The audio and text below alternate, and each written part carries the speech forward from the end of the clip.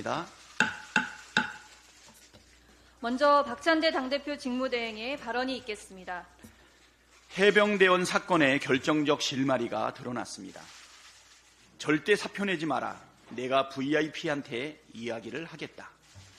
도이치모터스 주가 조작 사건 공범이 임성근 전 사단장은 구명에 관여한 정황이 담긴 통화 녹취록이 언론 보도를 통해 공개됐습니다.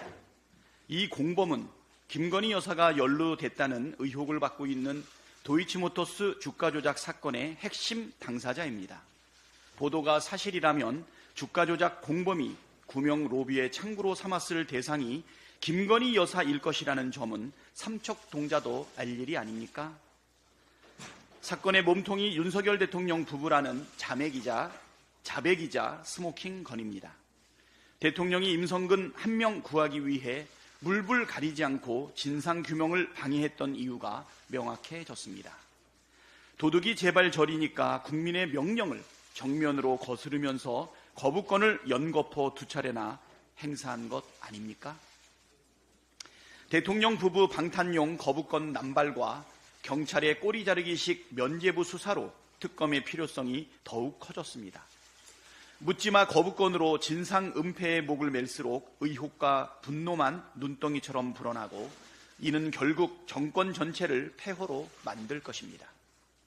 법 앞의 평등의 윤석열 대통령 부부만 예외일 수 없습니다.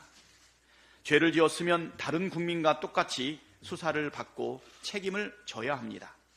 그것이 대통령이 줄곧 내세워온 정의이고 공정이며 상식입니다. 민주당은 정권이 어떠한 수단과 방법을 동원해도 자고우면하지 않고 해병대원 특검법을 반드시 통과시키겠습니다.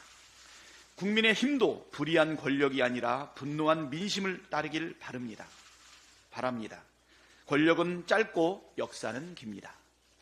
국민의힘 전당대회가 목불인견 3류 막장극으로 치닫고 있습니다. 집권 여당다운 책임과 비전, 품위는 애초부터 실종되었고 영부인의 당무 개입 문자 폭로를 둘러싼 이전 투구만 벌어지고 있습니다. 이번 전당대회 슬로건이 소위 보수의 진보라는데 보수의 진부 아닙니까? 차마 눈뜨고 보기 힘든 보수의 끝없는 추락만 펼쳐지고 있습니다. 무엇보다 전문이 공개된 김건희 여사의 문자 내용은 경악 그 자체입니다. 총선 시기뿐만 아니라 평상시에도 김건희 여사의 광범위한 국정 개입 가능성을 배제할 수 없게 되었습니다. 해병대원 사건 수사 과정에서 등장한 대통령실 전화번호 02-800-7070번의 실제 사용자가 영부인이 아니냐는 의구심도 커질 수밖에 없습니다. 특히 문자에서 등장한 댓글팀 활용이라는 대목은 정권 차원의 여론 조작 공작이 진행됐을 정황까지 시사하고 있습니다. 사실이라면 정권이 문을 닫아 마땅한 최악의 국정농단, 국기문란이라는 비판을 피할 수 없습니다. 민주공화국의 토대를 뒤흔들 영부인 국정개입 게이트에 대해 민주당은 모든 수단을 동원해 진상을 밝혀내겠습니다. 아울러 당사자인 김건희 여사와 한동훈 후보 역시 국민 앞에 한 점 남김없이 모든 진실을 고백해야 합니다. 그것이 국민에 대한 최소한의 도리입니다. 강민수 국세청장 후보자 지명에 깊은 우려를 표합니다. 지난 6월 27일 윤석열 대통령이 강민수 서울국세청장을 국세청장 후보로 지명한 이후 여러 가지 논란이 제기되고 있습니다. 역사 인식부터 문제입니다.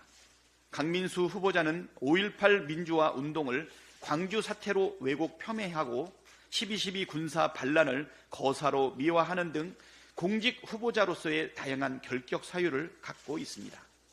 강 후보자가 서울지방국세청장 재직 당시 윤석열 정권의 정치적 세무조사를 진두지휘했다는 의혹도 있습니다.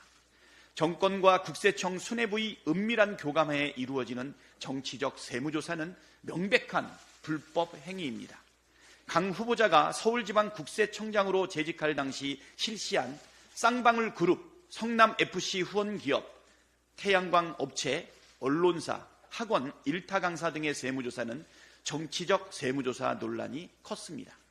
특히 쌍방울 그룹과 성남FC 후원기업 세무조사의 경우 국세청이 정권을 위해 검찰 수사와 함께 정치적 세무조사를 실시했다는 논란과 더불어 이재명 전 대표를 겨냥한 표적 수사라는 의혹이 제기된 바 있습니다. 세무조사는 정권의 무기가 아닙니다.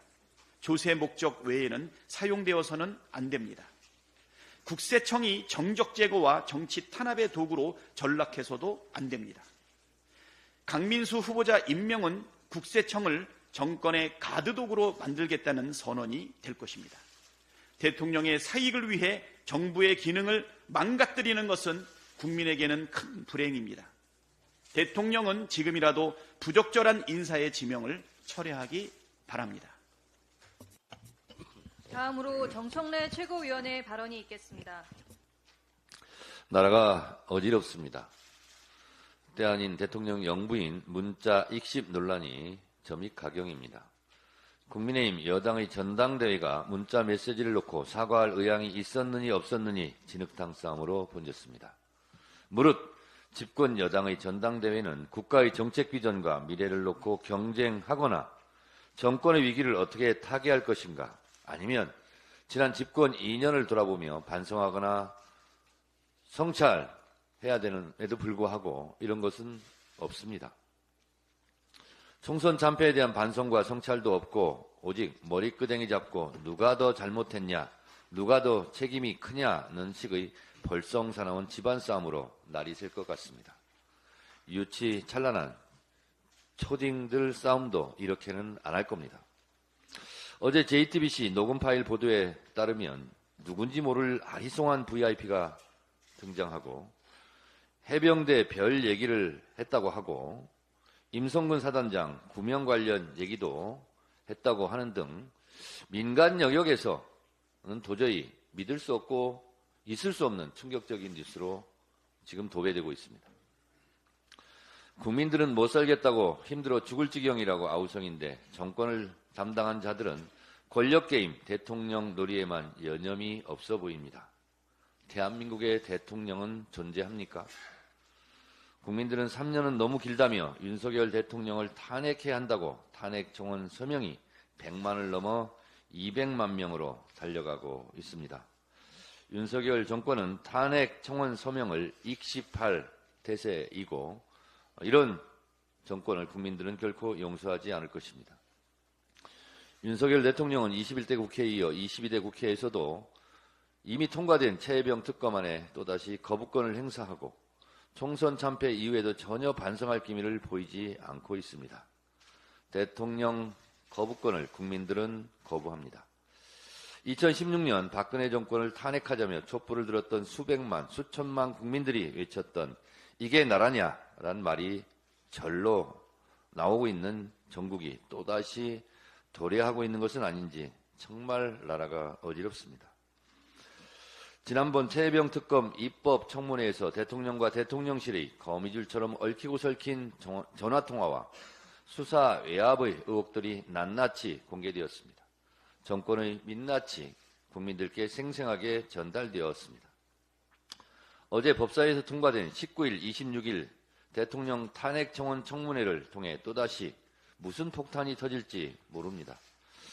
고름은 살이 되지 않습니다. 나라의 썩은 부인은 드러내고 아프지만 짜내야 합니다.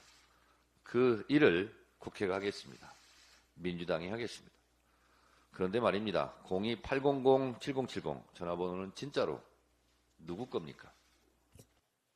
발언이 있겠습니다. 영상을 준비해 주시고요. 어젯밤 난리가 났습니다. JTBC, MBC, 한겨레, 동아일보 등등에서 이종호 블랙펄 인베스트 대표라고 하는 김건희 여사 계좌를 관리해 준 사람, 주가 조작에 연루되었던 사람과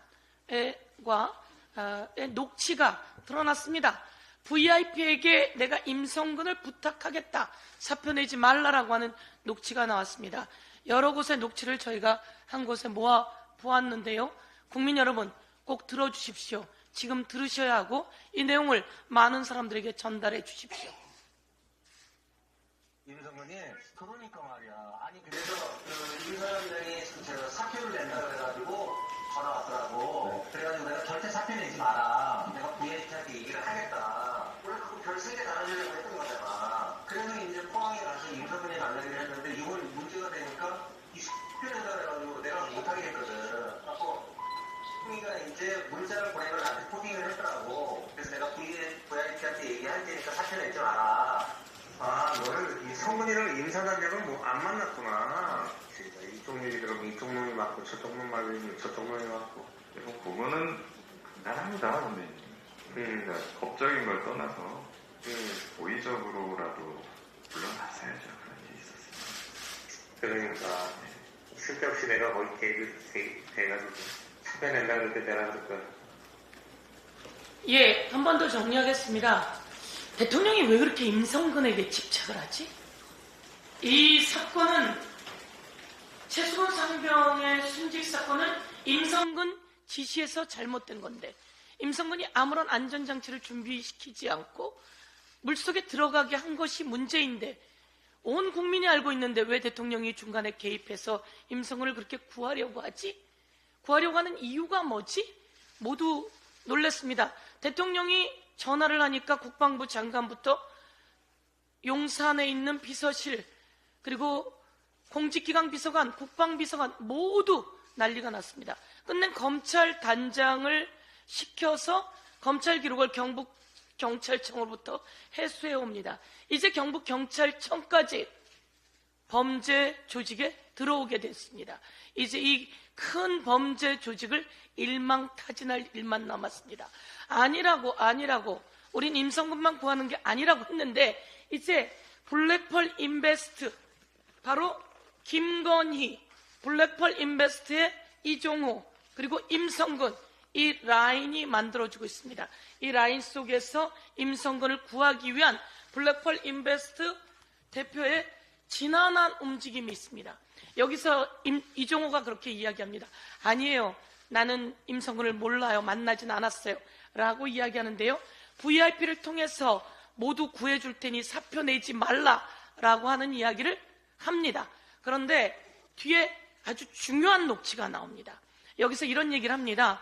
이 공익제보자에게 너는 성근이를 임성근 사단장을 안 만났구나. 그럼 이 말은 뭡니까? 내가 임성근 다 알고 있는데 너는 성근이를 임성근 사단장을 안 만났구나 라고 공익제보자에게 이야기합니다. 이 이야기는 나는 임성근을 만났고 내가 다 알고 있다라고 하는 이야기고 임성근을 만나고 알고 있지 않고는 이렇게 하기 어려운데요. 발은 빼고 있습니다. 이렇게 발을 뺐건 뭐 했건 간에 VIP가 구해주게끔 했습니다. 그런데 맨 마지막에 이런 얘기합니다. 그러니까 이거는 8월 9일 날 대화입니다. 8월 9일 날 사건이 터지고 임성근이 사의를 표명하고 그리고 났는데 다시 임성근이 사의를 회수하고 그리고 이종섭이 모든 사건 기록을 회수하고 8월 2일이 지나고 난 다음 8월 9일의 통화입니다. 그러니까 쓸데없이 이게 이종호 얘기입니다. 쓸데없이 내가 거기 개입을 해가지고 사표 낸다고 그럴 때 내라고 그럴 걸 사표 낸다 그럴 때 내라고 그럴 걸 괜히 내가 끼어가지고 이 얘기가 8월 2일인 8월 이후인 8월 9일 날 나온 이야기입니다. 세상에 다 드러났습니다. 김건희 여사가 관련되어 있다는 게 드러났습니다. 그리고 잠깐만요. 요 보도는 24년 3월 4일 날 이야기입니다. 지금 이렇게 난리가 나니까 24년 3월 4일 날 이렇게 이야기를 하는 겁니다. 그러니까 내가 괜히 개입해가지고 너는 성근이를 모르는구나. 이 얘기가 얼마 전에 녹취의 이야기라고 하는 걸 여러분께 다 밝혀드리겠습니다. 이것을 보고 국민들이 이야기해 주실 거라고 생각하고요. 한동훈 그리고 김건희의 카톡이 난리가 났는데요. 한동훈이 이런 이야기를 했습니다. 다 공개하면 이 정부가 위험하다. 이런 이야기를 한동훈이 했습니다. 자기 내가 주고받은 카톡 다 공개하면 이 정부 위험하다라는 이야기 했습니다. 한동훈 다 공개하세요. 이상입니다.